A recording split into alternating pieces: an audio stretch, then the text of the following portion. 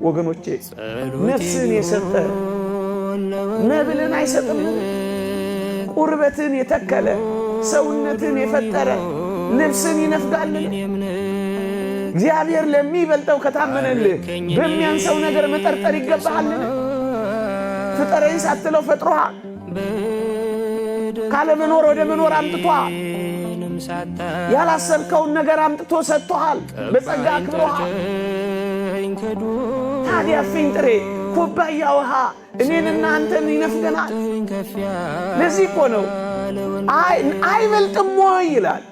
የሚበልጠውን ከሰጣችሁ የሚያንሰውን ነገር እነፍጋችኋለሁ ወይ እኮ ነው የሚለው ወገኖቼ። ለሚበልጠው የታመነልን በሚያንሰው ነገር እንዴት ትጠረጥሩኛላችሁ ነው እኮ የሚለን። ለዚህ እኮ ነው ነፍስን የሰጠ ምግብ መስጠት ይሳነዋል ወይ? ደግሞስ ሥጋን ከአራቱ ባህሪያት አዋህዶ የፈጠረ ልብስ መስጠት ያቅተዋል ወይ? ሳትጠይቀው የሰጠህ አይደለምን? ሳትለምነው ያመጣህ አይደለምን? በሚያንሰው እጅግ ዝቅ ባለው ነገር አምላክህን ልትገምተው ይገባልን?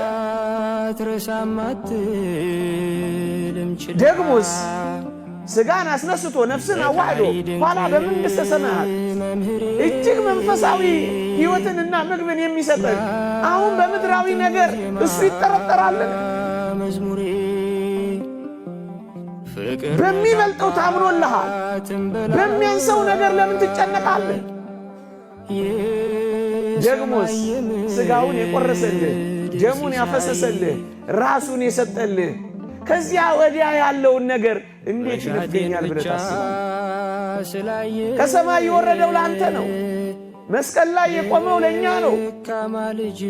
ሥጋውን መብል ደሙን መጠጥ አድርጎ የሰጠን ብቃቴ መቼ ሆነና እህል ምግብ ለብስ እግዚአብሔር ለዚህ ሳይታመን ይቀራል።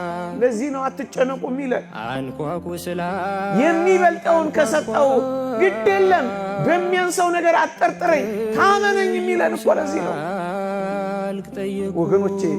ምድርን ያመናትን ያክል እንኳን እግዚአብሔርን እኮ ማመን አቅቶናል። በምድር ላይ የምንሽከረከረውን ያክል እንኳን እግዚአብሔርን መታመን አቅቶናል።